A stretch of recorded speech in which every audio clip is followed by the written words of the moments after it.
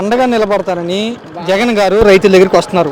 ఇంతకంటే ముందు పవన్ కళ్యాణ్ గారు రైతుల దగ్గరికి వచ్చి పరామర్శించారు. చూసావా వార్తలు? రైతులు ఏమనుకుంటున్నారు? రైతులు ఏమనుకున్నారు? మళ్ళీ జగన్ ప్రభుత్వం కావాలనుకుంటున్నారు. ఎందుకంటే రైతు భరోసా ఇచ్చాడుగా, మరి రైతు భరోసా ఇవ్వలేదుగా. అది చంద్రబాబు గారు పవన్ కళ్యాణ్ గారు ఇవ్వాల, రైతు భరోసా ఇవ్వాల. వేసామంటున్నారా మొన్న 7,000? అవన్నీ ఉత్తమ మాటలండి. ఏమంటే అది ఉత్తమ మాటలు. అది ఎంత ఇస్తా అన్నారు చంద్రబాబు గారు? అన్నదాత సుఖీభావ కింద ఎంత ఇస్తానా అది ఉపయోగం లేని మాటలు. నిరుద్యోగ పుష్టి లేదు, ప్రజలకు నిరుద్యోగ పుష్టి లేదు. ఏమన్నా ఉందా? ఇళ్ల స్థలాలు కానీ ఏమన్నా ఉన్నాయా? ఏమీ లేవు. జగన్ గారు 2 స్థలం ఇచ్చారు, మరి 2